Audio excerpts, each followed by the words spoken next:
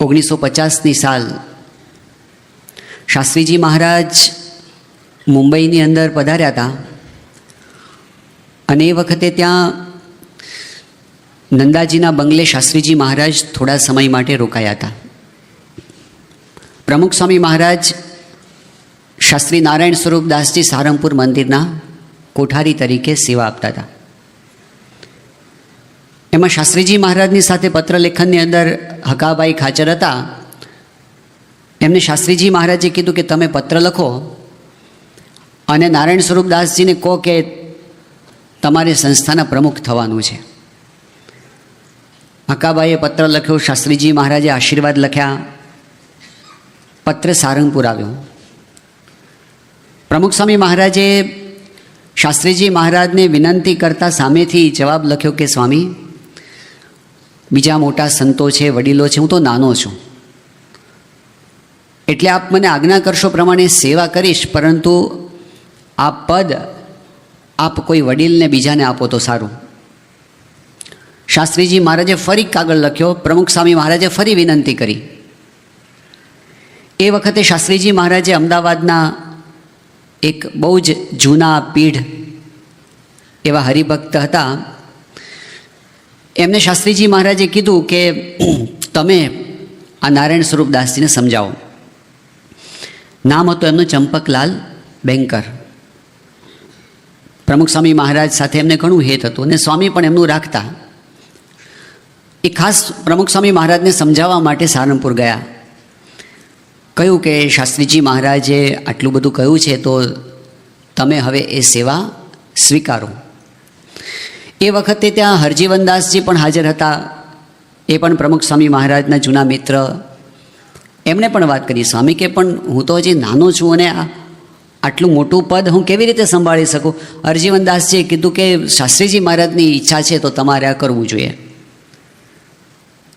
અતિ નિર્માની સ્વભાવના પ્રમુખ સ્વામી મહારાજ અને એમને આટલું સંસ્થામાં સર્વોચ્ચ પદ આપવાનો વિચાર શાસ્ત્રીજી મહારાજે કર્યો. એમની સ્વાભાવિક નમ્રતા. શાસ્ત્રીજી મહારાજને એમણે કીધું કે સ્વામી, આ પદ મારાથી કેવી રીતે નિભાવી શકાશે, હું કેવી રીતે આ બધી જવાબદારી સંભાળીશ. એ વખતે શાસ્ત્રીજી મહારાજે એમને કીધું કે તારે ક્યાં કરવું છે, તારામાં રહીને મહારાજને સ્વામી કરશે.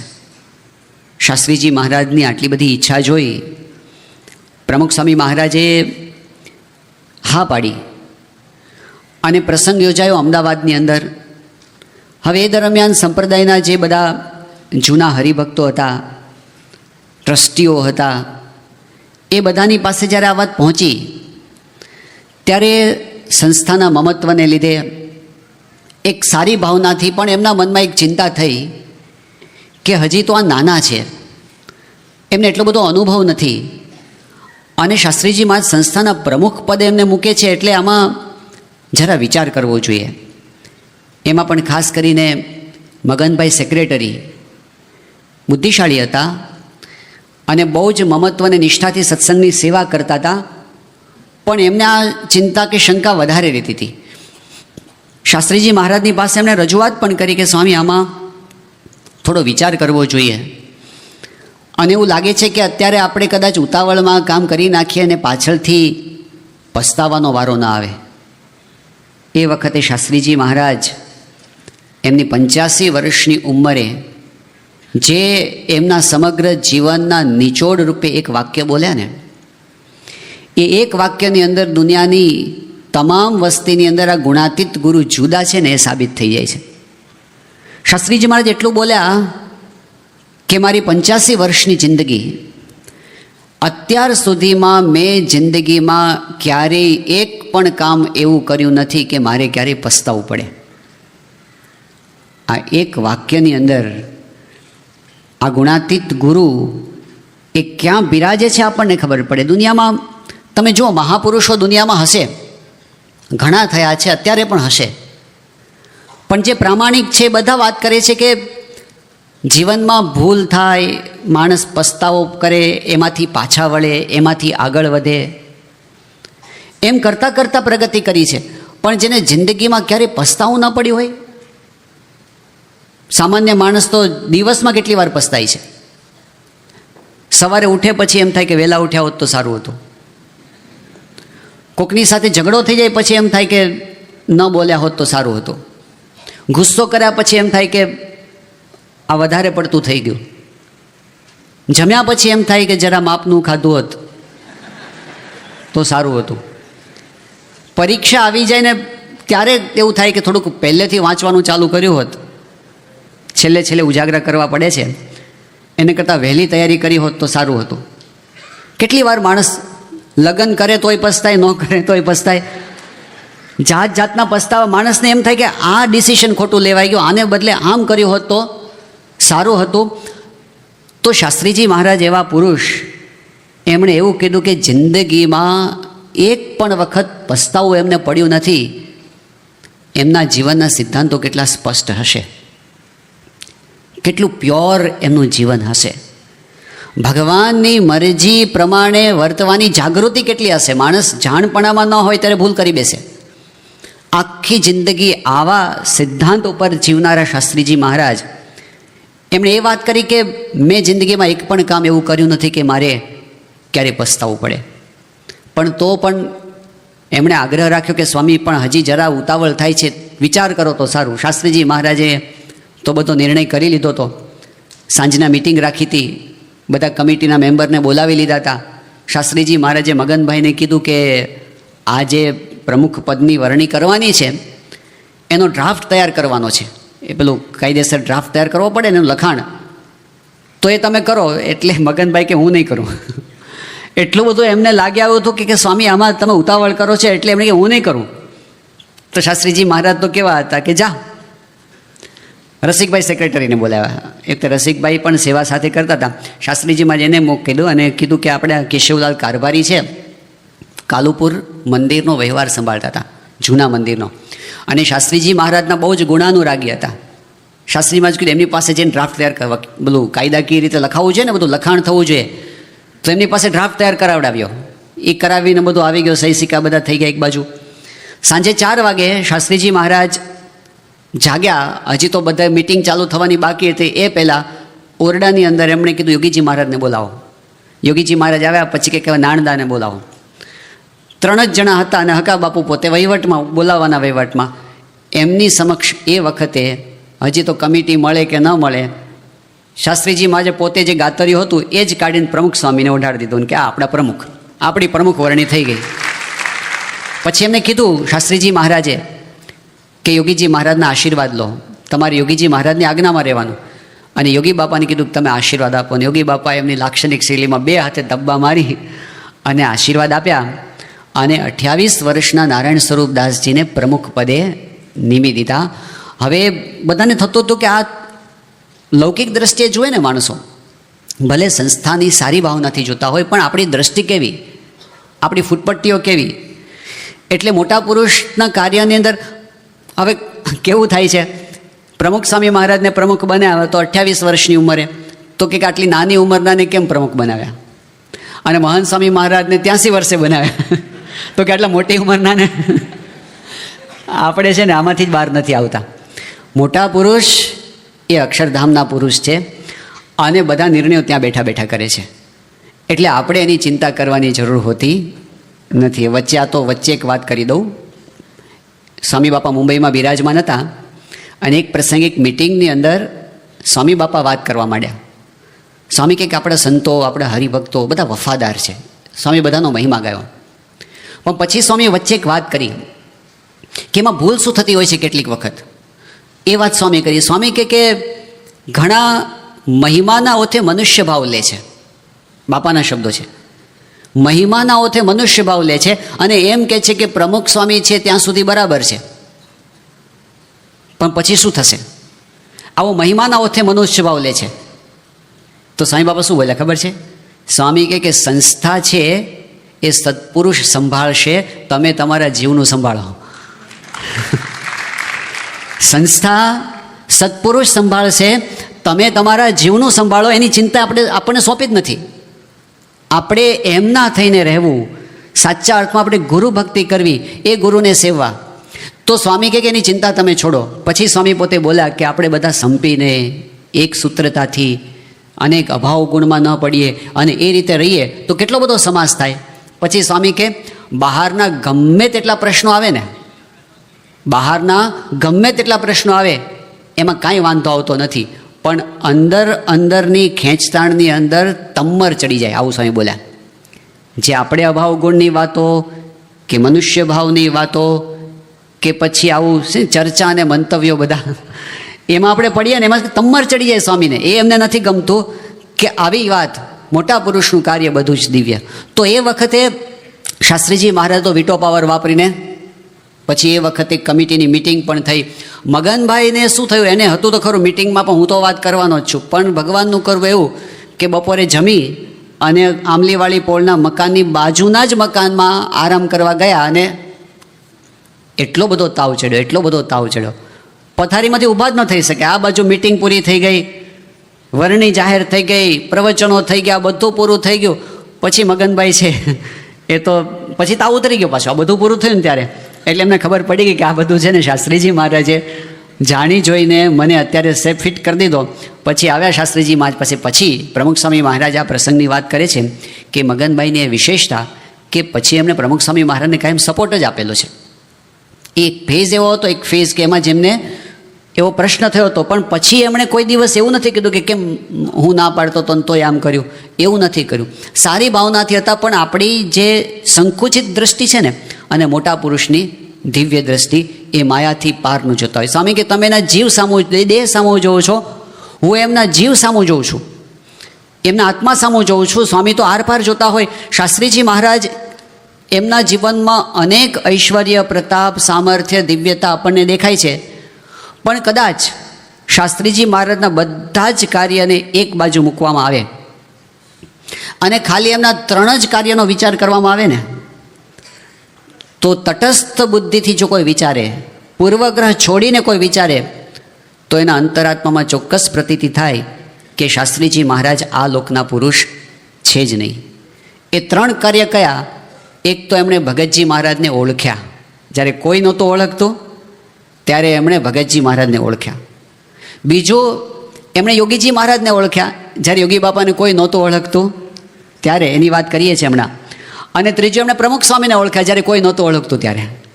ભગતજી મહારાજને ઓળખવા એ તો કંઈ સહેલી વાત નહોતી. ભગતજી મહારાજ એ વખતે કહેતા, નિર્ગુંડા સ્વામી એમના પત્રમાં લખેલું છે કે ભગતજી કહેતા કે મારો સમાગમ કરવો ને એ તો વાઘની પૂઠે ભમર્યું મધ હોય.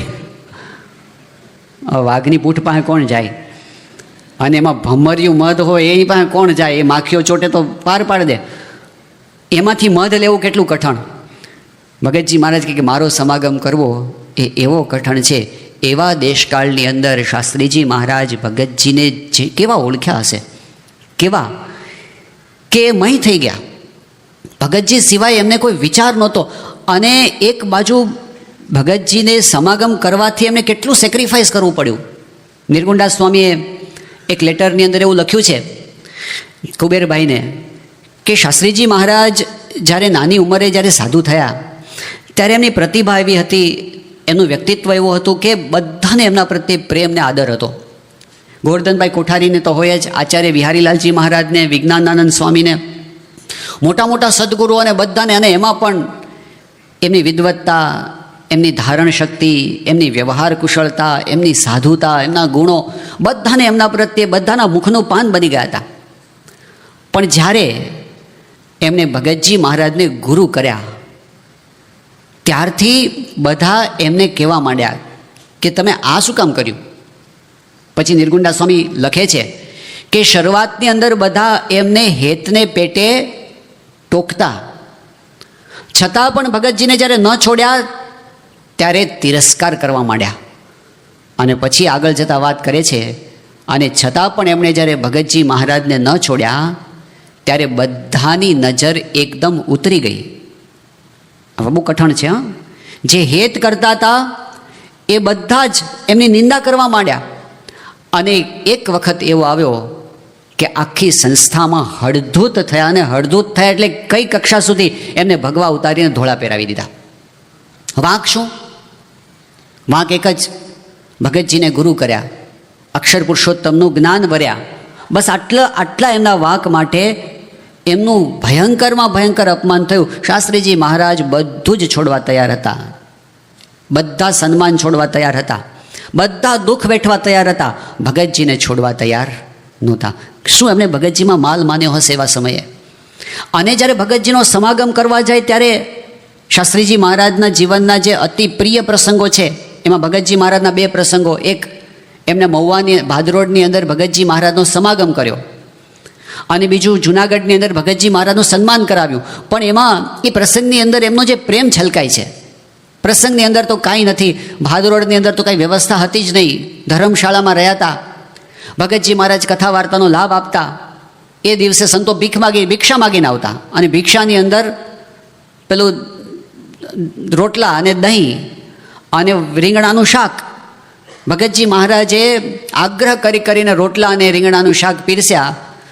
શાસ્ત્રીજી મહારાજ અડધો રોટલો માંડ ખાઈ શકે એમને 3.5 રોટલા જમાડ્યા ભગતજી મહારાજે.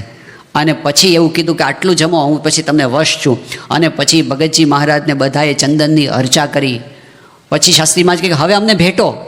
ભગતજી મહારાજ કે હવે બહુ થયું. શાસ્ત્રી મહારાજ કે ના, તમે આગ્રહ કરીને પેટ તણાય એટલું જમાડ્યા છે અને કીધું છે આજે તમને વશ છું, તો બસ આટલો પ્રસંગ છે.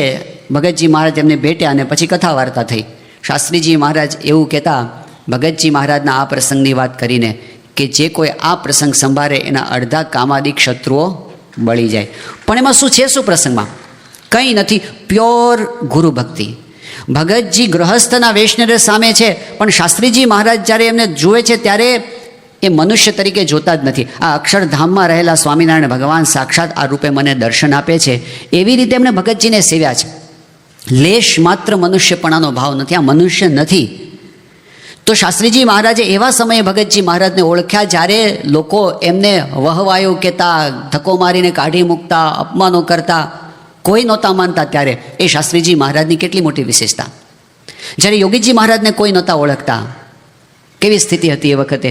અમારા હકા બાપુ છે એ સારંગપુરની અંદર રહેતા હતા અને પોતે કહેતા કે શાસ્ત્રીજી મહારાજના વખતમાં, હવે યોગી મહારાજ તો એનું મંડળ છે ને જૂનાગઢથી આવ્યું હતું, 7 સંતો બધા, અને અમે બધા આ બાજુ પહેલેથી વડતાલથી. તો એ કહે કે એમાંય આ યોગીજી મહારાજ તો એવા સાધુ હતા ને, તો અમે તો એવું સમજતા કે એમનું અડધું ચસકી ગયું છે. કે પછીથી ખબર પડી કોનું ચસકી ગયું હતું, પણ એ વખતે તો અમે એવું જ સમજતા, કારણ કે આખો દી એ કે બસ ભલા ભોળા સાધુ છે ને આખો દી હસ્યા કરે છે ને તાળીઓ પાડ્યા કરે છે ને ભજન ગાયા કરે છે, બીજું છે શું આ સાધુમાં, એવા અમે સમજતા હતા. ભલા ભૂલા પડતા હતા. ખેંગારજીભાઈ જ્યારે શાસ્ત્રીજી મહારાજનો હાથ પકડીને લાઠીદળથી સારંગપુર આવતા હતા વિક્રમ સંવત 1996ની સાલમાં, એ વખતે એમણે શાસ્ત્રીજી મહારાજને રસ્તામાં કીધું કે સ્વામી, આ મોટા પુરુષ હોય એ અમુક સમયે જ્યારે પોતે પોતાનો દેહ છોડી દે ત્યારે એની પાછળ એમના ગરીબ શિષ્યો હોય એનું શું થાય? શાસ્ત્રીજી મહારાજ એમને કહેવાનો ભાવ સમજી ગયા. એકદમ એનો હાથ પકડીને શાસ્ત્રીજી મહારાજ કહે કે અલ્યા, આ કંઈ સાધારણ બાવો છે? અહીં તો સાક્ષાત સ્વામિનારાયણ ભગવાન પોતે જ કામ કરે છે. ક્યારેય પોતાના શિષ્યોને નોંધારા મૂકીને જાય નહીં, એ પોતે પોતાના જેવા જ પાછળ મૂકીને જાય.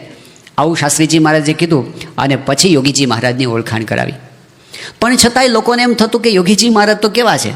આમ શાસ્ત્રીજી મહારાજની સામે જોઈએ તો, કારણ કે આપણે સ્થૂળ દ્રષ્ટિએ જોવા ટેવાયેલા ને, શાસ્ત્રીજી મહારાજ એટલે આમ રાજાધિરાજ પણ વર્તનારા અને એકદમ એમનો પાવર એવો, એમની આંખમાં આંખ પરોવીને કોઈ જોઈ શકે નહીં. પેલા લીબડીના ઠાકોર સાહેબને ધ્રુજાવી દીધા, એ શાસ્ત્રીજી મહારાજનો પ્રભાવ.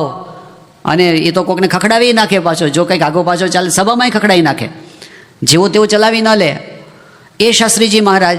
અને યોગીજી મહારાજ તો બધાને દંડવત કરે, બધાને પગે લાગે, બધાને અહોભાવથી જુએ. અને યોગીજી મહારાજની સ્થિતિ તો એવી કે પેલા ગોંડલમાં મજૂરોય ખખડાવી જાય કામ કરતા હોઈએ, એવા યોગી બાપા. તો કેટલો ફેર! શાસ્ત્રીજી મહારાજ આમ સર્વ કલા કોવિદ, એવું બધું શાસ્ત્રીજી મહારાજ મળે. સર્વ કલા કોવિદ એટલે એમને ખેતીવાડીમાંય ખબર પડે, એમને બળદનું પૂંછડું કેવું હોવું જોઈએ, એની ચાલ કેવી હોવી જોઈએ, એ બળદ કેવા હોય એની ખબર પડે. એમને મંદિરના શિલ્પકામની અંદર ખબર પડે, એન્જિનિયરિંગની અંદર ખબર પડે, શાસ્ત્રોની અંદર ખબર પડે, સંસ્કૃતની અંદર ખબર પડે, વ્યવહાર કુશળતાની અંદર ખબર પડે, ફાઇનાન્સની અંદર ખબર પડે. બધા રસોઈની અંદર પરફેક્ટ રસોઈ બનાવે. આમ એવી પૂરણપોળી કે પેલો સિક્કો ઉતરી જાય આખે આખો અંદર, એમાં એમને ખબર પડે સર્વ કળા કોવિદ શાસ્ત્રીજી મહારાજ માટે કહેવાતું. અને યોગી બાપા તો પૂછે કે આ બળદને કેટલા વેતર થયા. એટલે એમને કંઈ ખબર પડતી નથી. લૌકિક રીતે એવું લાગે, પેલા મુંબઈની અંદર યોગી બાપા બિરાજમાન હતા તો ગુરુ પધાવ્યા પછીની વાત છે.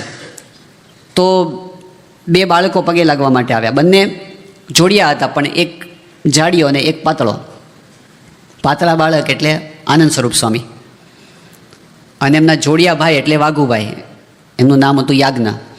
એટલે બંને પગે લાગ્યા. શરૂઆતમાં યાજ્ઞ એટલે પેલું શરીર સારું, એટલે યોગી બાપા એકદમ રાજી થયા. રાજી એટલા માટે થયા કે ઉપવાસ કરાવશો આને. એટલે એને એકદમ ધબ્બો મારીને કહે કે કાલે ઉપવાસ. એને ઉપવાસ આપ્યો એટલે તરત પાછળા નિરંજન એટલે કે આનંદ સ્વરૂપ સ્વામી આવ્યા. યોગી બાપા એને ઉપવાસ ના આપ્યો. એટલે બધાએ કીધું બાપા અમને આપો ને. બાપા કે નાનો છે, બોલો મોટો છે ના. બાપા કે નાનો નથી, 2 સરખા જ છે. બાપા કે કેમ? એ કે બાપા બંને જોડિયા ભાઈઓ છે. તો યોગી બાપા કે એટલે શું? એટલે બાપા જોડિયા ભાઈ એટલે એમ કે બંનેનો જન્મ એક સાથે થયો છે. યોગી બાપા કે એવું થાય?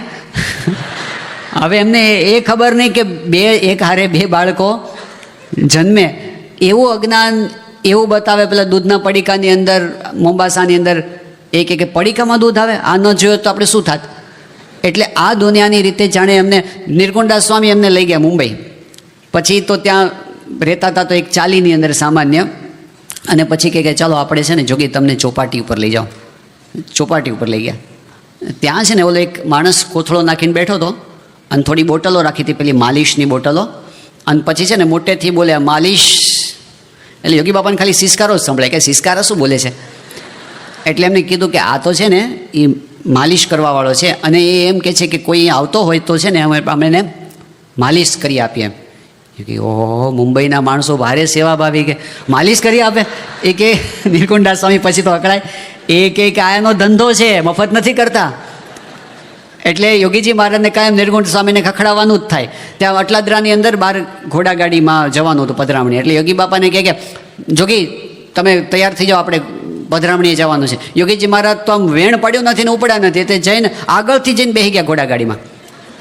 નિર્ગુણદાસ સ્વામી આવે તો જે ઘોડાગાડીમાં જવાનું હતું એમાં તો દેખાય જ નહીં કે જોગી ક્યાં ગયા.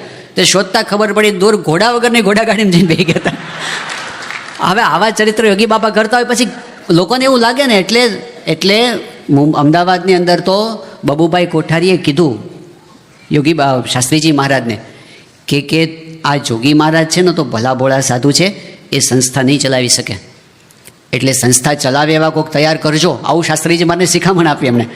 ત્યારે શાસ્ત્રીજી મહારાજ બોલ્યા કે બબુભાઈ, આ જોગી મહારાજને તમે શું સમજો છો? એ તો અનંત કોટી બ્રહ્માંડનો વ્યવહાર ચલાવે એવા છે. જ્યારે કોઈ નહોતું ઓળખતું યોગીજી મહારાજને, અને પછી ખબર પડી બધાને. જ્યારે યોગીજી મહારાજ એકદમ ઉપાડ કર્યો, કોઈને વિચાર નહોતો આવ્યો, ત્યારે એમણે વિચાર કર્યો કે અઠવાડિક સભા, રવિવારની સભા કરવી. આ વિઝન હતું એમનું. મંડળો સ્થાપવા માટે એમણે કેટલો દાખલો કર્યો. જ્યારે જ્યારે જાય ત્યારે મંડળ તૂટી ગયું, પાછા મંડળ ભેગા કરે. અને પ્રેક્ટિકલ મહંત સ્વામી મહારાજ કહે છે કે પહેલાં શિક્ષાપત્રીમાં એવી આજ્ઞા કરી છે કે રોજ સાંજે કથા વાર્તા માટે ભેગા થવું મંદિરે. પણ યોગી બાપાએ જોયું કે આ પ્રેક્ટિકલ નથી. એટલે લોકો શું કરે, એક્સ્ટ્રીમ, કાં તો રોજ તો આવી શકાય નહીં, પછી તો છેક સમયે ભેગા થાય. ક્યારે સમયો થાય? યોગીજી માજે અઠવાડિક સભાનું માળખું આખું આપ્યું. એમાં મંડળ તૂટી જાય તો પાછા સ્થાપે. અમદાવાદમાં 15, 20, 25 વખત મંડળો સ્થાપ્યા હશે. સુરતની અંદર યોગી બાપા પસાર થતા હતા ટ્રેનમાં, અને મહેન્દ્રભાઈ ત્યાં દર્શન કરવા માટે ગયા રેલવે સ્ટેશન પર. અને યોગી બાપાએ કીધું કે આપણું મંડળ કેમ ચાલે છે? એ કે બાપા બસ આપની આજ્ઞા લઈને હવે બંધ કરવું છે. કે કેમ? એ કે બાપા 3 માણસથી ચોથો માણસ થતો નથી, 3 જ માણસો ભેગા થાય છે. યોગી બાપા કે ઓહો, 3 માણસો ભેગા થાય છે તો કરવી જ જોઈએ. બાપા કે કોઈ ના આવે તો થાંભલાને કથા કરજો, પણ રવિ સભા બંધ ન કરતા. એ યોગી બાપાએ એ વખતે 3 માણસો આવતા હતા તોય ચાલુ રખાયું ને. આજે 30-30 હજાર માણસો સુરતમાં ભેગા થાય છે. જો એ વખતે બાપાએ બંધ કરાવ્યું હોત ને તો આજે 30 હજાર ના હોત. અને આખો આપણો સંસ્થાનું માળખું જે તૈયાર થયું ને એ રવિ સભાથી, અઠવાડિક સભામાંથી બધા ભેગા થયા. અને એ આખો આકાર એ સત્સંગનો પકડાયો. બાળ મંડળનો કોઈને વિચાર ના આવે ત્યારે યોગી બાબા બાળ મંડળો ચાલુ કરાવ્યા, યુવક મંડળો એમને ચાલુ કરાવ્યા, સત્સંગ શિક્ષણ પરીક્ષાનો સંકલ્પ એમને કર્યો. અને જ્યારે કોઈને વિચાર ના આવે, સપનામાં પણ સંકલ્પ ન થાય કે કોઈ જુવાનીઓ સાધુ થાય, શાસ્ત્રીજી મહારાજના વખતમાં તો જો અને એક આવે તો સત્પુરુષ બીજો નીકળી ગયો પૃથ્વી પરથી જતા નથી, એટલે આ 50 થી ઉપર સંપ્રદાયને સંખ્યા જતી જ કોઈ નહોતી. વાંધો આવવાનો એમાં યોગી બાપા નથી. કે આપણે પણ 51 સાધુ એ વખતે કરવા છે બનાવવું અને બધા એવા અઘરું હતું. સિલેક્ટેડ પાછા શાસ્ત્રીજી એમને મહારાજ ભેગા તો કર્યા. નિર્દેશ કરતા આપણે એ યોગી બાપાના કે આ એ યોગીજી વિઝનનો મહારાજ લાભ છે ને, આજે આપણે લઈએ છીએ. સત્પુરુષ છે.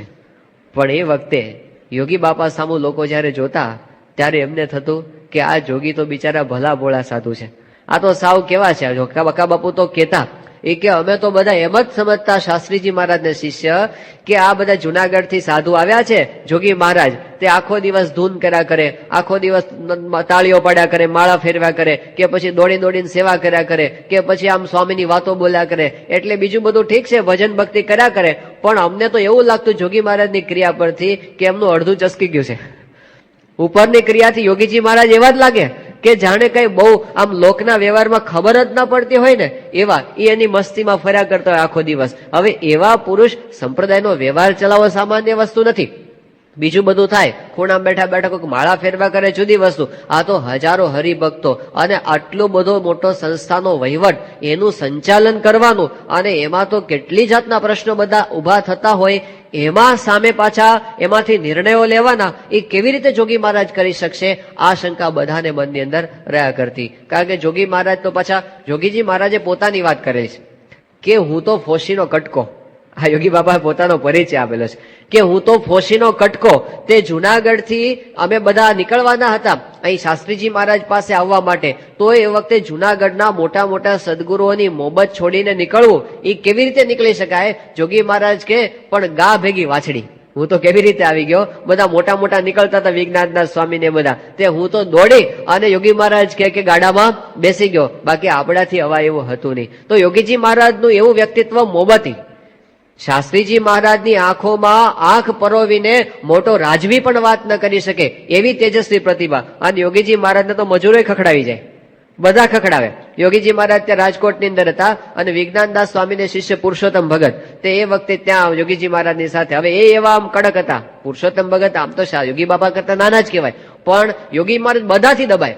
તે યોગીજી મહારાજને એ વખતે ઝાડા થઈ ગયા હતા, વારંવાર સ્નાન કરવું પડે, એટલે 10-15 વખત નાવું પડે, એટલે પછી એ વખતે તો શરીર એમનું એકદમ નબળાઈ આવી ગઈ હતી. તો જે યુવકો સેવાની અંદર હતા એ બધા યોગીજી મહારાજને ગરમ પાણી કરી દેતા હતા. તો એ વખતે ગરમ પાણી કરે ને પછી યોગીજી મહારાજ નાવા બેસે ને, તો યોગીજી મહારાજ તો અખંડ ભગવાનમાં રહેનારા પુરુષ, પણ પુરુષોત્તમ ભગત પાછો ઉપદેશ આપે જોગી મહારાજને કે જોગી આમ નાતી વખતે એમને એમ ન નવાય, બોલવું જોઈએ મહારાજ નાવ, સ્વામી નાવ એમ બોલવું જોઈએ. મહારાજને સંભાળ્યા વિના નાય છે એ તો લોહીમાં સ્નાન કર્યું કહેવાય. આવો પાછો ઉપદેશ આપે પેલા. હવે યોગીજી મહારાજને રૂવાડે રૂવાડે ભજન થાય, પેલા પાછા આવો ઉપદેશ આપે, એટલે યોગીજી મહારાજ પાછે કે હા હા સારું થયું તમે અમને કીધું, મહારાજ નાવ, સ્વામી નાવ એમ કરીને પાછા પોતે એ કે એ પ્રમાણે વર્તવા માંડે. અત્યંત સરળ પ્રકૃતિ યોગીજી મહારાજની. બધા એના ઉપર જાણે હુકમ ચલાવતા હોય ને એવું. હરિભક્તોથી દબાય, સાધુથી દબાય, મજૂરોથી દબાય, બધાથી દબાય યોગીજી મહારાજ. એટલે બધાને લાગતું કે જોગી મહારાજ બિચારા શું કરી શકશે, એમને કઈક લોકના વ્યવહારની ખબર નથી. અને નિર્ગુંડા સ્વામીની સાથે ફરતા યોગીજી મહારાજ તો કેટલા બધા ભોળા લાગે. નિર્ગુંડા સ્વામી તો આમ એકદમ કડક પ્રકૃતિ, એટલે એ તો આમ ખખડાવી નાખે, યોગીજી મહારાજને ખખડાવી નાખે. પણ યોગીજી મહારાજ હાથ જોડીને ઉભા રહે. તો એક વખત તો અટલાજરાની અંદર નિર્ગુંડા સ્વામી હતા, એમણે કીધું જોગી મહારાજને કે આપણે પધરામણીએ જવાનું છે, તે બહાર ઘોડા ગાડી છે ને એમાં જઈને બેસી જાવ. તે જોગીજી મહારાજ તો પડ્યો બોલ ઝીલે, આમ ઉભાઈ નહીં રહેવાનું વિચાર કરવા. નિર્ગુંડા સ્વામીની આજ્ઞા એટલે તરત ઉભા થઈને પાક બાંધીને ઉપડા ફાળીઓ બાંધીને અને બહાર જઈને બેઠા ઘોડા ગાડીમાં. તે થોડીક વાર પછી નિર્ગુંડા સ્વામી બહાર આવ્યા અને જોયું તો ઘોડા ગાડીમાં જોગી મહારાજ તો મળે નહીં. ત્યાં આગળ જે ઘોડા ગાડી ઉભી હતી જેમાં ઘોડો બાંધેલો હતો એમાં યોગીજી મહારાજ મળે નહીં. તો તપાસ કરતા ખબર પડી કે જોગી મહારાજ તો દૂર એક ઘોડા વગરની ઘોડા ગાડી હતી ને એમાં જઈને બેસી ગયા હતા. વિચાર જ નહીં કરો, ઊંધું ગાળીને દોટ મૂકી. નિર્ગુણદાસ સ્વામીની આજ્ઞા છે એટલે જઈને બેસી ગયા. નિર્ગુણદાસ સ્વામીએ ખખડાવ્યા, જોગી ભાન પડે છે કે આ ઘોડા વગરની ઘોડા ગાડીમાં જઈને બેઠો છે, આ હાલવાની છે? એ કે પણ તમારી આજ્ઞા થઈ એટલે હું તો જે દેખાડીમાં જઈને બેસી ગયો. પણ આટલા બધા ભોળા, આટલા બધા સરળ, આટલા બધા આજ્ઞાપાલક તે લોકોને કેવી રીતે થયા બધું? ત્યાં આગળ યોગી બાપાએ પોતે કીધેલો પ્રસંગ છે કે મુંબઈની અંદર નિર્ગુંડા સ્વામીની સાથે યોગીજી મહારાજ ગયા હતા ત્યાં વિચરણની અંદર, અને એ વખતે કઈ મંદિર કે એવું સ્થાન તો આપણું હતું નહીં. એટલે એક હરિભક્તની ઓફિસ હતી, એમાં ઉતરતા છીપી ચાલમાં ઉતરતા યોગી બાપા કે, આમ તો સીપી ચાલ એવું નામ હતું, પણ યોગી બાપા કે અમે છીપી ચાલમાં ઉતરીએ. અને ત્યાં યોગી બાપાનું વર્ણન કરે કે રાત્રે આવડા મોટા ઉંદરડા નીકળે અને એની અંદર અમે એ વખતે રહેતા. અને એમાં નિર્ગુંડા સ્વામી પછી પધરામણીએ લઈ જાય કે હાલો જોગી પધરામણીએ જઈએ. પછી અમને ચાલતા પધરામણીએ જઈએ, બસના ભાડાના પૈસા ન ખર્ચવા પડે ને એટલે. પછી એક વખત અમને નિર્ગુંડા સ્વામી કે હાલો જોગી તમને ચોપાટી જોવા લઈ જઈએ. તે અમને ચોપાટીના દરિયા ઉપર લઈ ગયા. અને પછી એ વખતે ત્યાં આગળ અમે જોયું કે ત્યાં છે ને પેલું રેતીની અંદર ચોપાટીના દરિયા ઉપર રેતીમાં કેટલાક માણસો આમ બેઠા હતા. અને બેઠા બેઠા છે ને આમ સિસકારા બોલાવે, એમ સિસકારા બોલાવે. તે મને થયું આ સિસકારા શેના કરતા હશે, એટલે મેં પૂછ્યું કે આ શું કરે છે. એટલે અમારી સાથે હરિભક્ત હતા ને એને કીધું કે સ્વામી આ તો છે ને બધા માલિશ કરનારા છે. એટલે એમ બોલે છે માલિશ, એમ આગળનું સંભળાય નહીં પાછળનું સંભળાય. એટલે એ બધા માલિશ કરનારા છે કે જેને માલિશ કરવું હોય ને એને અમે માલિશ કરી આપીએ એવું એ બોલે છે. તો યોગીજી મહારાજ કે ઓહો, મુંબઈના માણસો તો ભારે સેવાભાવી, તે બધાને માલિશ કરી આપે.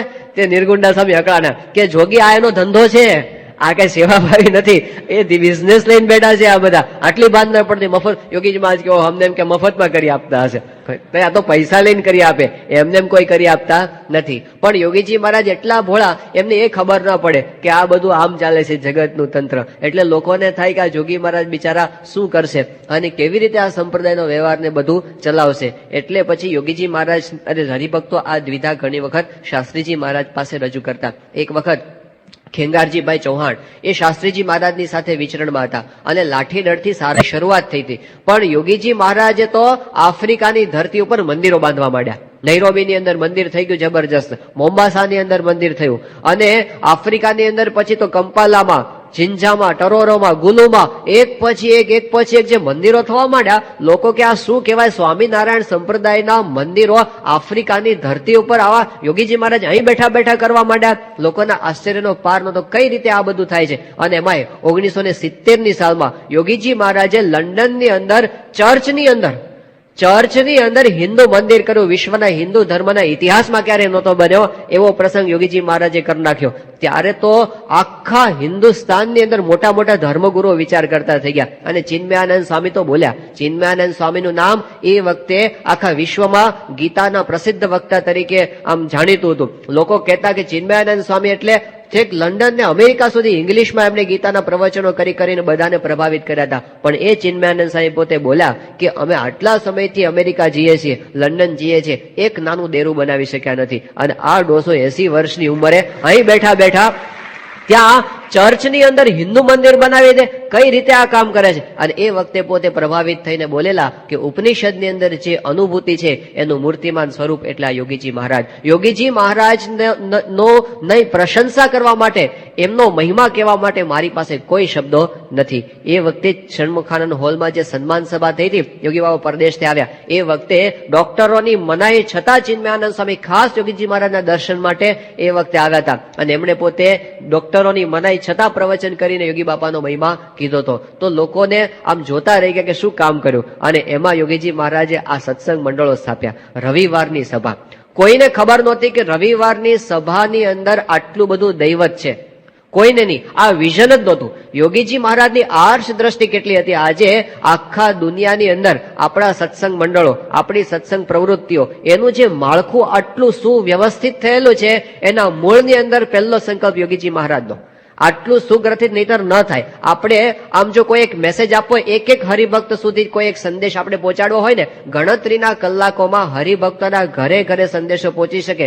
આટલું વ્યવસ્થિત આપણું માળખું થઈ ગયું છે. 55,000 સ્વયંસેવકોનું સુગ્રથિત દલ આમ હિન્દુ ધર્મની અંદર એકમાત્ર બીએપીએસ સંસ્થા પાસે છે. પણ એ બધું કરવાના પાયાની અંદર યોગીજી મહારાજનો રવિ સભાનો સંકલ્પ એ વખતે કોઈને નહોતું સમજાતું. ત્યારે બાપાએ ચાલુ કર્યું. સત્સંગ મંડળો ગામડે ગામડે યોગી બાપાએ ચાલુ કરી દીધા. યુવક મંડળો ચાલુ કરી દીધા. બાળકોને સત્સંગમાં રસ કરતા કરી દીધા. એ બધું લોકો જાતા રહી ગયા. અને એમાં યોગીજી મહારાજે જયારે યુવાનોને સાધુ કર્યા, ભણેલા ગણેલા યુવાનો. સાધુ તો કોણ થાય? 50 વટી ગયા હોય, 60 વટી ગયા હોય, દાંત પડી ગયા હોય અને પછી હાવ ખાઈ પીને ઉતરી ગયા હોય, પછી એ સાધુ થવા માટે આવે. સંપ્રદાયમાં આવું જ ચાલતું હતું. પણ યોગીજી મહારાજે આખો નવો યુગ સંસ્થાની અંદર લાવી દીધો કે ભણેલા ગણેલા શહેરના રંગીલા યુવાન સાધુઓ આમ તરવરિયા આવે અને આ સંપ્રદાયમાં સમર્પિત થઈ જાય તો આખો સ્વામિનારાયણ સંપ્રદાય આમ જાગી ગયો કે શું યોગીજી મહારાજે કામ કર્યું. જૂના સંપ્રદાયના મોટા મોટા સદગુરુઓ એ બધા આંખો ફાડીને જોઈ રહ્યા. એમાં હરિપ્રસાદ ચોકસી,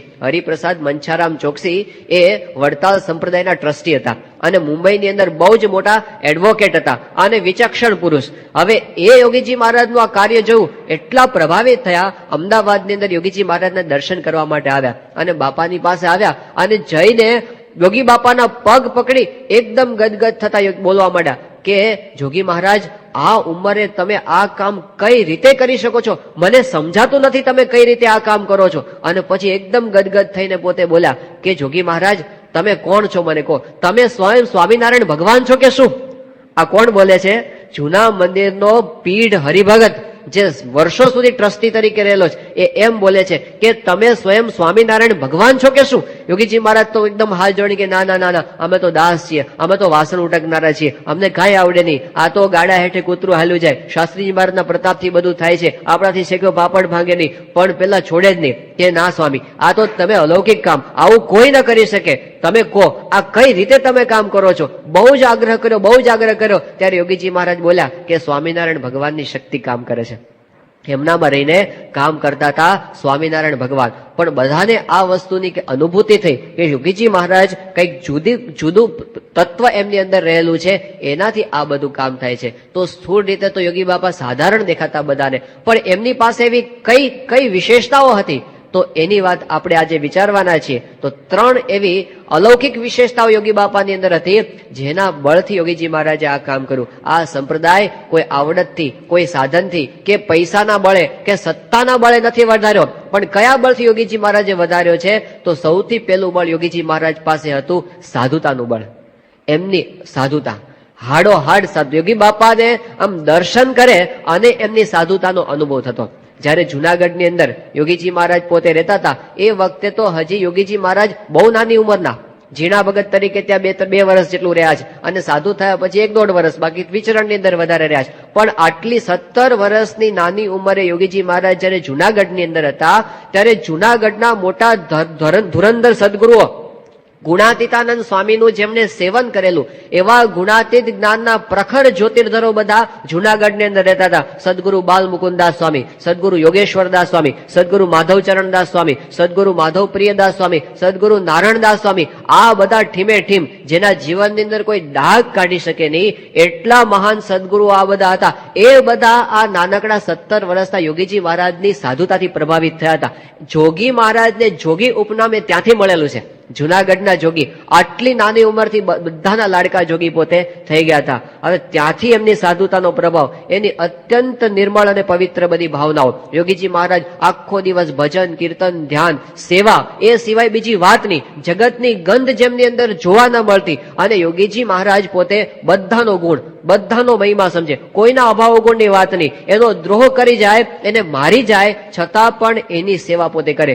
એનું પોતે આમ ખાનગીની અંદર પણ કોઈના દ્રોહની કે એના અવગુણની વાત યોગીજી મહારાજના મુખમાંથી નીકળે નહીં.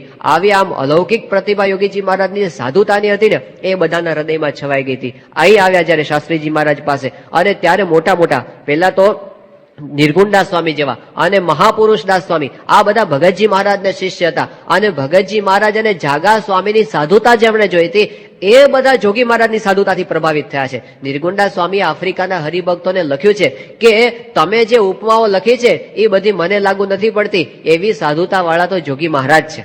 હજી ગુરુ પદે તો શાસ્ત્રીજી મહારાજ બેઠા છે અને છતાંય નિર્ગુણદાસ સ્વામી યોગીજી મહારાજની પ્રશંસાના વખાણ કરે છે કે આવા પુરુષ આપણા સંપ્રદાયને પ્રાપ્ત થયા એ આપણા બહુ મોટા અહોભાગ્ય છે. એવું કુબેરભાઈ ઉપરના પત્રમાં નિર્ગુણદાસ સ્વામી પોતે લખે છે. તો મોટા મોટા એમની સાધુતાથી પ્રભાવિત થયા. જૂના સંપ્રદાયના મોટા સદગુરુઓ શ્વેત વૈકુંઠદાસ શાસ્ત્રી હતા વડતાલના, એ પોતે કહેતા હતા કે યોગીજી મહારાજમાં રહીને તો સ્વયં સ્વામિનારાયણ ભગવાન કામ કરે છે.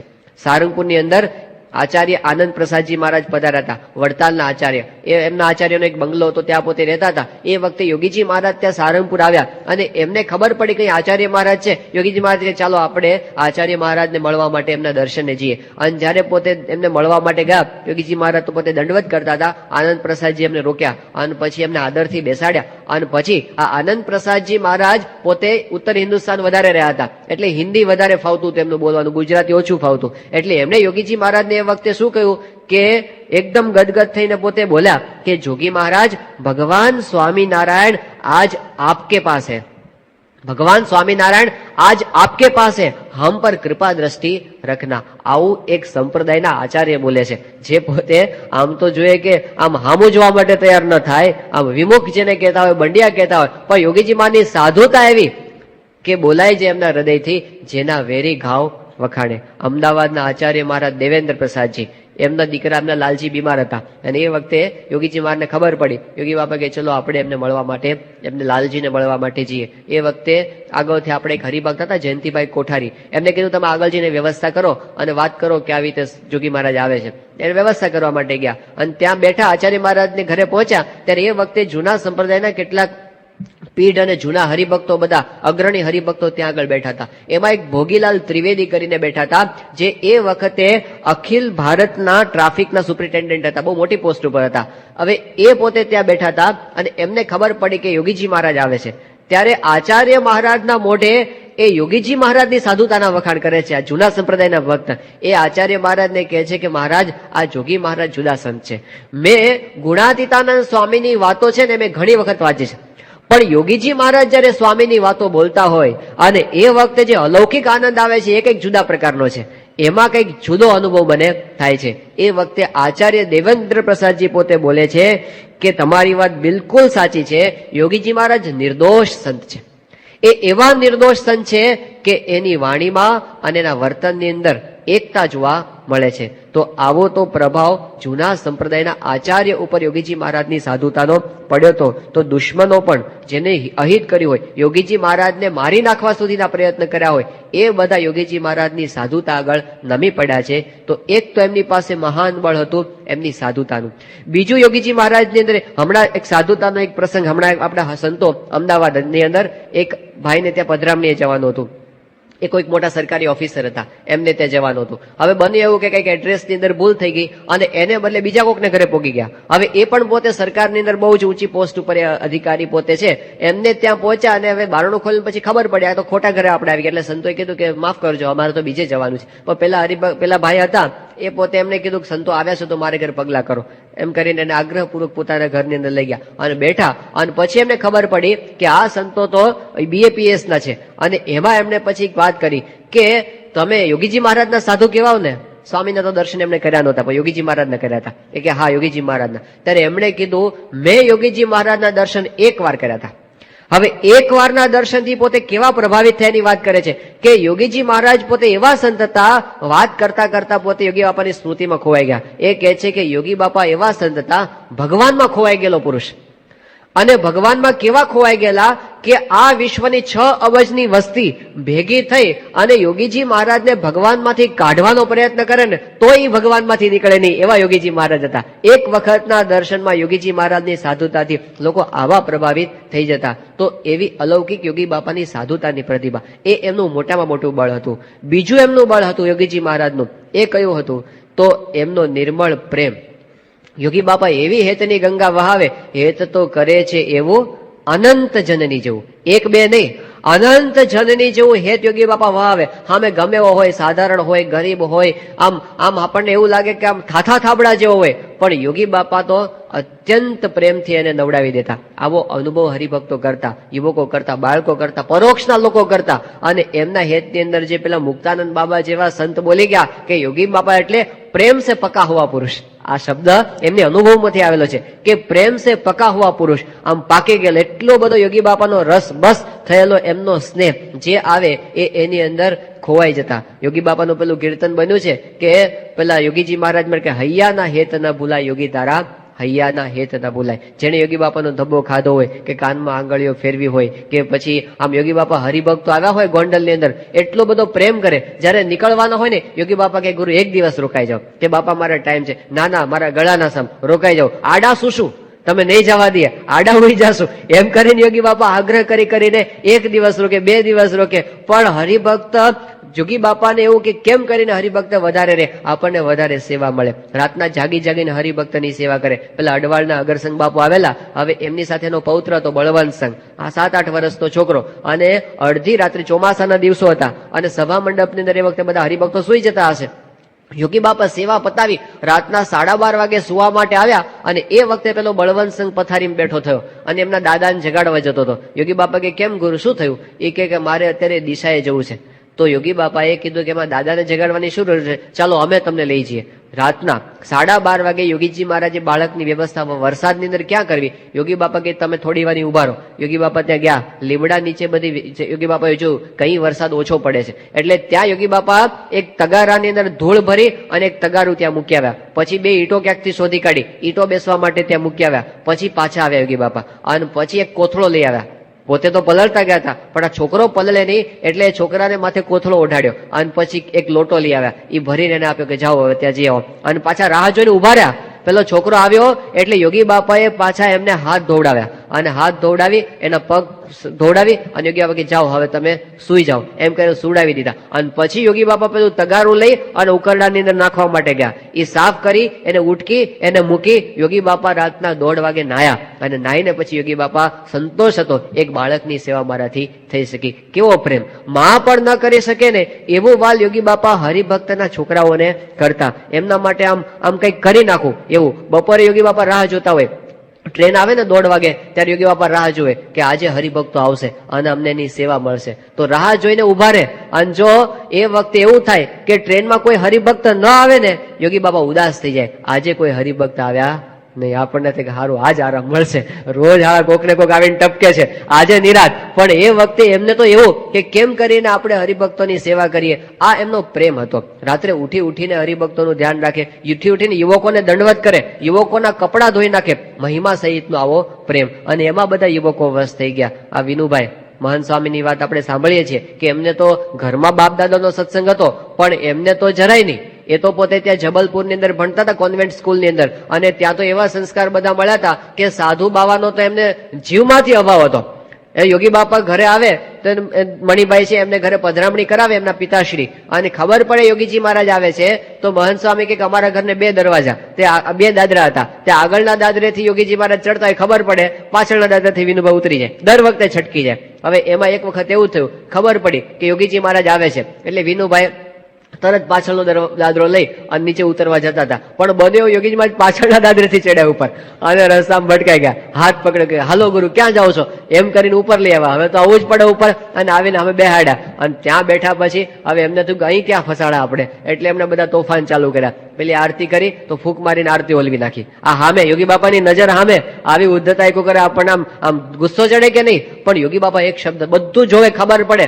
પછી પેલું કંઠી પહેરાવી કંઠી તોડી નાખી, એમની નજર સામે કંઠી તોડ નાખી. અને જયારે પેલું આમ ઠાકોરજી હતા અને બીજી વાતો ચાલતી હતી કઈ, તો બેઠા બેઠા શું કરે, પેલી કાંકરી લઈને ઠાકોરજીનો મુગટ પાડવા પ્રયત્ન કરે હરિકૃષ્ણ મહારાજનો. હવે આટલું બધું કરે પછી ગુસ્સો ચડે કે ના ચડે? યોગી બાપા બધું જોયું, એક શબ્દ બોલ્યા નહીં. ત્યાંથી નીકળી ગયા. અને બીજે દિવસે યોગીજી મહારાજ આણંદથી નીકળવાના હતા અને એ વખતે એક તળાવની સામે, ગોયા તળાવ છે ને એની પાળ ઉપર ત્યાં વિનુભાઈ બેઠા હતા. યોગી બાપાએ દૂરથી જોયા, એમને નજીક બોલાવ્યા કે અહીંયા આવો. એ વખતે વિનુભાઈ કે માર્યા, આ સાધુ છે ને આપણને પોટલા હવે ઉચકાવશે. પણ નજીક આવ્યા અને એ વખતે યોગી બાપા એકદમ હાથ જોડી એકદમ પ્રેમથી ગદગદ ભાવે એટલું બોલ્યા કે વિનુભાઈ અમારી કઈ ભૂલચૂક થઈ હોય તો માફ કરજો, લ્યો અમે હવે જઈએ છીએ. પણ આ શબ્દોની અંદર જે નિર્મળતા હતી, જે પ્રેમ હતો, તે નિર્દંભપણું હતું અને અંતરનો ભાવ હતો ને, વિનુભાઈ ઘાયલ થઈ ગયા. મનસાઈ પોતે કહેતા કે મને નાનપણથી આવો સાયકોલોજીનો અભ્યાસ હતો, એટલે સામેવાળી વ્યક્તિના મનોભાવને પારખવાનું, એને માપવાનો મને અભ્યાસ હતો. પણ યોગી બાપા આ શબ્દો જે બોલ્યા ને, એ એટલા બધા એનાથી ઘાયલ થઈ ગયા. 5 કલાક સુધી એક હું બેસી જ રહ્યો એક જગ્યાએ. મને કઈ સૂઝે જ નહીં. થયું કે આ કેવા પુરુષ કહેવાય, સમજી જ ન શકીએ એ કક્ષાનો આ પુરુષનો નિર્મળ પ્રેમ છે. અને એક પ્રસંગથી વિનુભાઈ કાયમ માટે યોગી બાપાના થઈ ગયા. આ એમનો સ્નેહ કે શું કરી નાખીએ આપણે યોગી બાપા માટે, એવું બધાને થઈ જતું એમના નિર્મળ પ્રેમથી. ત્યાં યોગી બાપા ત્યાં જુનાગઢ ગયા હતા અને એની અંદર એ વખતે યુવકો બધા ભેગા હતા. સવારમાં હરિભક્તને ઘરે ઉતારો હોય અને આખો સંઘ ભેગો હોય, બધાને આમ નાવા ધોવાનું તડામાર ચાલતી હોય, એટલે હવારમાં શું હોય કે બધાને મોડું થાય તૈયાર થવામાં. એમાં પાછું તરત નીકળીને પધરામણી અને પેલું પ્રસાદી સ્થાનોમાં દર્શને જવાનું હતું. એટલે બધા યુવકો તૈયાર થવામાં ઉતાવળમાં શું થયું, અમુક યુવકોને નાસ્તો કરવાનો ટાઈમ રહ્યો નહીં અને પછી તરત નીકળી ગયા બહારે. એમાં નિરંજનભાઈ ભેગા હતા. નિરંજનભાઈ એટલે સિદ્ધેશ્વર સ્વામી એ યોગી બાપાની સાથે જ હતા. હવે બધે ફરતા ફરતા 10:30-11 વાગ્યાનો સમય થયો અને એ વખતે જૂના મંદિરે જતા હતા ચાલતા ચાલતા. યોગી બાપાનો હાથ નિરંજનભાઈએ પકડ્યો હતો.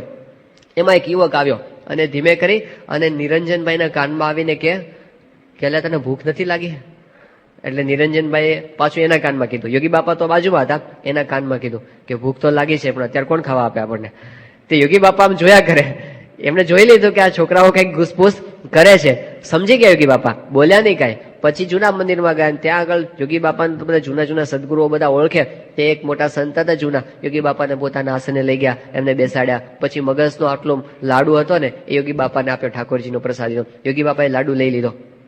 પછી કોઈને ખબર ન પડે એમ યોગી બાપાએ પોતાના ગાતરિયાના છેડે લાડુ આમ બાંધી દીધો. અને પછી બધું યોગી બાપાને બતાવ્યું. એમને બધા પ્રસાદી સ્થાનોમાં દર્શન કર્યા અને બહાર નીકળ્યા મંદિરની દરવાજાની બહાર. તરત યોગી બાપા ઉભા રહ્યા અને નિરંજનભાઈનો હાથ છોડી અને પછી પોતે પેલું ગાતરિયાનો છેડો ખોલી એમાંથી લાડુ કાઢ્યો અને પછી એમના હાથમાં આપ્યો અને કે લ્યો ગુરુ ખાઈ જાઓ, અહીં ઉભા ઉભા ખાઈ જાઓ, અત્યારે જ ખાઈ જાઓ. ત્યાં ઉભા ઉભા લાડુ એમને ખવડાવ્યો આખો અને ખાઈ ગયા ને. પછી એના યોગી ઉભા રહે ત્યાં સુધી અને ખાઈ લીધો ને. પછી એના પેટ ઉપર હાથ ફેરી યોગી કે કેવી મજા આવી. હવે આટલું બધું હેત કરે પછી કોણ એમને વશ ન થાય. તો યોગીજી મહારાજનો આવો નિર્મળ સ્નેહ. ત્યાં મુંબઈની અંદર નારાયણભાઈ પટ્ટણી ભણતા હતા યુવક. હવે એમને વેકેશન પડે એટલે બધા યુવકોને યોગી બાપા પાસે જવાની લગની લાગી હોય. તો ઉનાળાના દિવસોમાં યોગી બાપા તો કાઠિયાવાડમાં ફરતા હોય, ત્યાંથી ટ્રેનમાં આવવાનું. યોગીજી માં અડવાળમાં બિરાજમાન હતા. નારાયણભાઈ મુંબઈથી ટ્રેનમાં આવ્યા, ત્યાં રાયકા સ્ટેશને ગાડી ઉભી રહે અને રાયકાથી ચાલતા ચાલતા અડવાળ જવાનું હોય. હવે બપોરે 12:30 વાગે ટ્રેનમાંથી ઉતરવાનું, ધોમ ધકતો તાપ. યોગીજી માજે 2 યુવકોને સામે લેવા માટે મોકલ્યા હતા કે નારાયણભાઈ આવે છે, તમે લેવા માટે જાઓ. અને એ લોકો સામે લેવા માટે પાણી બાપા યોગી ભેગા મોકલે કે પાણી પીઓ પાજો પાછા. તો ત્યાંથી ઉતર્યા અને પછી ચાલતા ચાલતા રાયકાથી અડવાળ આવા સખત તાપની અંદર આવવાનું. એમાં રસ્તામાં એનો ચપ્પલ તૂટી ગયો નારાયણભાઈનું. એટલે એટલા બધા પોતે આમ તાપની અંદર ગરમીની અંદર અકળાઈ ગયા હતા, પગમાં ફોલ્લા પડી ગયા ચાલતા ચાલતા. આ બાજુ 1:30-2 વાગે જયારે અડવાળ પહોંચ્યા ત્યારે એ વખતે યોગી બાપા ત્યાં મંદિર જાગતા હતા અને પોતે રાહ જોતા હતા કે હમણાં નારાયણભાઈ આવશે. ત્યાં ઓસરીથી એના થાંભલાને પકડીને યોગી બાપા ઉભા હતા, હમણાં નારાયણભાઈ આવશે.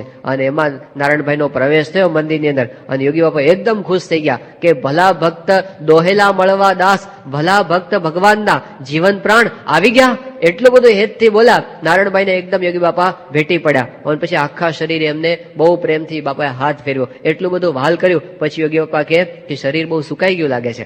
પછી પાછા કે ચિંતા કરશો નહીં, આપણે જગતની ગંધ કાઢી નાખવી છે. તો આટલો બધો સ્નેહ કરી અને યોગી બાપા બધા યુવકો, હરિભક્તો, બાળકો આખા સત્સંગને આમ હિલોળે ચડાવી દીધો. બધે બાપા બાપા બાપા થવા માંડે અને કોઈને યોગી બાપા વિના ચેન પડે નહીં. એટલો બધો યોગી બાપાએ આખા સત્સંગને પોતાની મૂર્તિના આકર્ષણની અંદર લઈ લીધો હતો. તો યોગી બાપાનો એક આ નિર્મળ પ્રેમ એ જબરજસ્ત એમની તાકાત હતી. અને ત્રીજી એક મહત્વની વસ્તુ યોગી બાપામાં હતી, એ હતો એમનો અતિશય ઉત્સાહ. આ સત્સંગ વધારવાનો એટલો બધો ઉત્સાહ યોગી બાપાને. એમના સંકલ્પો બધા આમ બ્રહ્માંડ ભરાય એવા બધા યોગી બાપાના સંકલ્પો. ક્યારેય મોડી વાત નહીં. આમ ગમે એટલી બીમારી હોય તો પણ યોગી બાપા તો અડધી રાત્રે ઉત્સાહ ઉત્સાહ અને ઉત્સાહ કે મને તો એક રોટલો ખાવા મળે તો પણ ખાઈને સુઈ રહું, પણ શાસ્ત્રીજી મહારાજની સંસ્થા વધે એના માટે દાખલો કરું. યુવકોને કે તમે પ્રાર્થના કરો, આપણે જો આમ સાજા થઈ જઈએ તો રોજના 10 ગામડા હજી આપણે ફરવા છે અને ગામડે ગામડે આ સત્સંગ કરાવો છે. આટલો બધો યોગી બાપાનો ઉત્સાહ અને સંકલ્પો કેવા. 1959ની સાલમાં યોગી બાપા પોતે નડિયાદની અંદર હતા અને સામે યુવકો બેઠા. તમે કેટલા યુવકો, 5-7 યુવકો એ વખતે બેઠા હોય, પણ યોગી બાપાના સંકલ્પો કેવા. બધા યોગી બાપા કે યુવકોને કે યુવકો એવો સંકલ્પ કરો કે આખું બ્રહ્માંડ અક્ષર પુરુષોત્તમનું ભજન કરતું થાય, માયા નીકળી જાય, બધાને મહારાજના સ્વરૂપનું જ્ઞાન થાય, મોક્ષ માર્ગે ચાલે, આખા દેશમાં ગુણાતીત જ્ઞાન પ્રવર્તે, યુવકો દ્વારા આફ્રિકા, લંડન, જર્મની જાગૃત થાય. પછી યોગી બાપા કે યુવકો ઇંગ્લિશમાં અને ઉર્દુમાં વાત કરે એવા યુવકો તૈયાર થાય. ઇંગ્લિશમાં તો સમજ્યા, પણ બાપા કે ઉર્દુમાં વાત કરે એવા યુવકો તૈયાર થાય. બાપાને જાપાને રંગી દેવું, જર્મની રંગી દેવું, બધાને રંગી દેવા. આટલા ઉચ્ચ કક્ષાના યોગી બાપાના સંકલ્પ. એક વખત તો યુવકોને કે બાપા કે બધા યુવકો તમે બધા ભણી ગણીને તૈયાર થઈ જાઓ, આપણે છે ને આખા બ્રહ્માંડને નિર્દોષ કરી મૂકવું છે. સત્સંગી કરવાની વાત નહીં, આપણે આખા બ્રહ્માંડને નિર્દોષ કરી મૂકવો છે. આટલા ઉચ્ચ કક્ષાના યોગી બાપાના સંકલ્પો કે બધાને ભ્રમરૂપ કરી દેવા છે. કાંઈ માયા રહેવા દેવી નથી, માયાનો લોચો કાઢી નાખવો છે.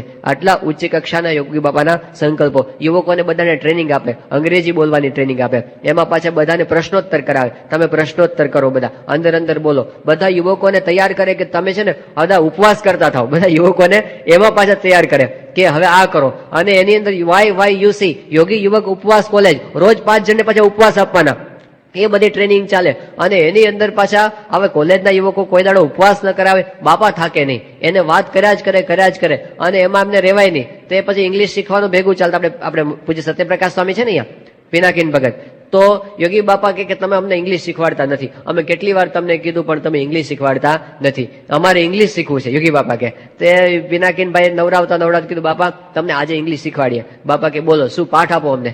તેમને કીધું કે બાપા તમારે છે ને તમે બધાને ઉપવાસ આપો છો ને કે કાલે ઉપવાસ એવું બધાને કહો છો ને, તો હવે છે ને તમારે ઇંગ્લિશમાં બોલવાનું કે ટુમોરો ફાસ્ટ, આવું બોલવાનું. એટલે યોગી બાપાએ ગોખ્યું, હમ બરાબર નાતા ટુમોરો ફાસ્ટ 5-7 વખત બરાબર ગોખી નાખ્યું અને તૈયાર થઈ ગયું. પછી એનો પ્રયોગ તો કરવો પડે ને, એમના ઉપર જ પ્રયોગ ધબ્બો મારે કે ટુમોરો ફાસ્ટ એમને જ આવ્યો. પછી તો જે મળે ને નવો પાઠ શીખ્યા એટલે રોજ તો 5 જણને આપતા હતા, પણ આજ તો વધી ગયા. જે હાથમાં આવે ને ટુમોરો ફાસ્ટ બધાને ઉપવાસ આપી દીધો. એટલે એ વખતે પેલા સત્યપ્રકાશ સ્વામી પિનાકીનભાઈ કે સ્વામી હવે છે ને તમે બીજો પાઠ આપો. તમે છે ને હવે મને એમ કહો કે ટુમોરો બ્રેકફાસ્ટ, એવું તમે મને કહો. તો કે એવું ખોટું નહીં શીખવાડો, પેલા શીખવાડ્યું બરાબર છે. તો યોગી બાપા આટલા બધા હેત પણ કરતા જાય, નિયમ ધર્મ પડાવતા જાય, ઉપવાસ કરાવતા જાય અને સત્સંગની અંદર બધાને આગળ લેતા જાય. ઉત્સાહ એમનો ક્યારેય મોડો ના પડે. અને કેટલા મોટા સંકલ્પો. 1990-70 સાલમાં બાપા લંડનની અંદર હતા ત્યારે ઇસ્લિંગ્ટન મંદિર તો બહુ નાનું એવું અને આપણો નાનો સત્સંગ, પણ યોગી બાપા ત્યાં એ વખતે વાત શું કરી કે અહીં એટલો બધો સત્સંગ વધશે કઈ માણસ માશે નહીં. અનુભવ કર્યો આ વખતે. આટલું મોટું મંદિર થયા પછી સ્વામીશ્રી હમણાં ગયા હતા, મંદિર, હવેલી, ગ્રાઉન્ડ બધું ચિક્કાર. ના પાડવી પડી આ વખતે હરિભક્તોને બધાને પાછા વળો, ના પાડી પડી નીકળી જાઓ. એટલું બધું આ વખતે લંડનની અંદર સ્વામીશ્રી ગયા. સ્વામી યોગી બાપા એ વખતે બોલેલા 70ની સાલમાં અહીં માણસ માશે નહીં. 2 વર્ષ પછી અમે 10 સંતોને મોકલીશું અને અહીંથી અમેરિકા બધા ઉપડશે. ગામોગામ અક્ષર પુરુષોત્તમનો પ્રચાર કરવો એવી શ્રીજી મહારાજની આજ્ઞા છે. બ્રહ્માંડ આખું સ્વામિનારાયણનું ભજન કરશે. મોટા પુરુષના વચનો ખાલી ન જાય. આખા બ્રહ્માંડમાં અમેરિકા આવી ગયું કે નહીં, ઇંગ્લેન્ડ આવી ગયું કે નહીં, જાપાન આવી ગયું કે નહીં, બધું આવી ગયું. 14 લોકનું બ્રહ્માંડ સ્વામિનારાયણનું ભજન કરશે. આ યોગી બાપાના સંકલ્પો છે. 1968ની સાલમાં ગોંડલમાં હતા. ગોંડલ વિદ્યા મંદિરના નાના બાળકો, સ્કૂલના બધા. યોગી બાપાએ એ બાળકો પાસે પોતાના સંકલ્પો કીધા. યોગી બાપા કે આખા બ્રહ્માંડને સત્સંગ કરાવવાનો છે. આ બાળકોને કહે આખા બ્રહ્માંડને સત્સંગ કરાવવાનો છે. હવે આખા બ્રહ્માંડમાં સત્સંગ કરાવવાનો હોય તો યોગી બાપા કે કેટલા સાધુ જોઈએ, કેટલા નોકરો જોઈએ, કેટલા મહેતાજી જોઈએ, કેટલી સમિતિઓ સ્થાપવી જોઈએ. આ બધું યોગી બાપા આયોજન કરવા માંડ્યા. અને પછી કે આખા બ્રહ્માંડમાં અક્ષર પુરુષોત્તમનું જ્ઞાન ફેલાવવું, 1 લાખ સંતો જોઈએ. આ યોગીજી મહારાજનો સંકલ્પ. 700ની વાત તો આપણે સાંભળી છે, પણ અહીં શું કીધું કે 1 લાખ સાધુ જોઈએ. મોટા પુરુષ બોલે એ ખોટું ન થાય. સત્પુરુષ વાક્યમ ન ચલંતી. ગામો ગામ ફરીને, કથા વાર્તા કરીને, સુખ દુઃખ વેઠીને, માન અપમાન વેઠીને આપણે સત્સંગ કરાવવો છે. આટલા ભવ્ય યોગીજી મહારાજના સંકલ્પો. હવે એની સામે શું હતું પાછું? સંકલ્પ ઊંચા યોગી બાપાનો, ઉત્સાહ ખૂબ. એની સામે હરિભક્તો તો પાછા એટલો ઉત્સાહ વાળા હોય નહીં, ઠંડા હોય. એમનું લોઢું બહુ તપેલું અને આપણું લોઢું હાવ ઠંડુ, બરફમાં પડેલું. કેવી રીતે હાંધો જામે?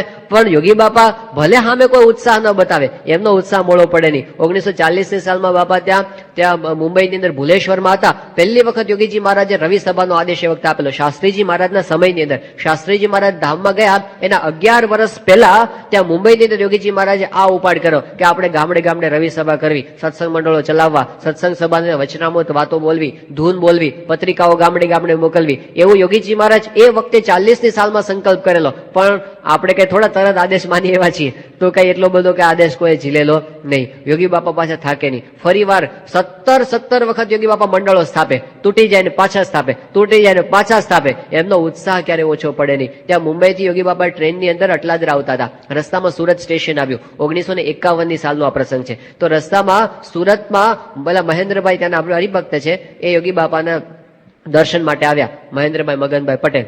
તો યોગી બાપાએ પોતે એમને પહેલો જ પ્રશ્ન પૂછ્યો કે ગુરુ રવિ સભાનું કેમ છે?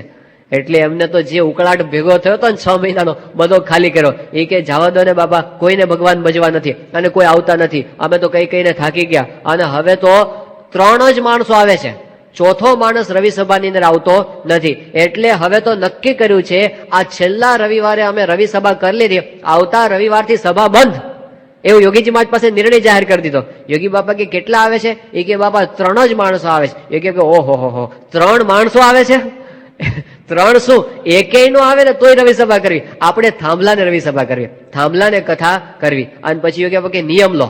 કે શું નિયમ? કે રવિ સભા બંધ ન કરવી, બંધ કરવાનો સંકલ્પ ન કરવો, એવો નિયમ લો.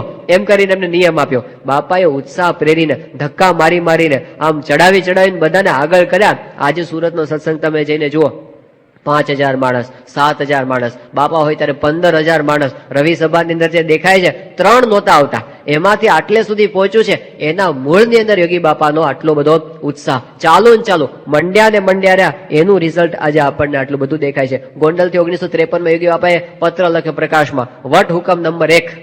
શું વટ હુકમ નંબર 1? રવિ સભાની અંદર જવું, શીર સાટે આ આજ્ઞા પાળવી, એવું યોગી બાપા ત્યાં આગળ લખ્યું હતું. એક નવી પ્રણાલિકા હતી સંપ્રદાયની અંદર સ્થાપવી, બધાને અઘરી પડે, પણ યોગીજી મહારાજના ઉત્સાહથી આ સંપ્રદાયની અંદર એ વસ્તુ પણ પ્રચલિત થઈ. અને બીજો એક યોગીજી મહારાજનો આપણને ઉત્સાહ દેખાય, એ હતો એમનો સાધુ કરવાનો ઉત્સાહ. 1953 સાલમાં ગોંડલમાં અક્ષરદેરીમાં યોગી બાપા પૂજા કરતા હતા, અને વિનુભાઈ અને રમણભાઈ, વિનુભાઈ એટલે મહંત સ્વામી, રમણભાઈ એટલે ડોક્ટર સ્વામી, એ બંને અક્ષરદેરીમાં પ્રદક્ષિણા કરતા હતા. યોગી બાપાએ બંનેને પાસે બોલાવ્યા અને પછી ત્યાં બેસાડી અને એમને યોગી બાપા કે આપણે 51 યુવકોને સાધુ કરવા છે. પહેલી વખત યોગી બાપાએ પોતાનો સંકલ્પ જાહેર કર્યો કે યુવાનોને આપણે સાધુ કરવા છે.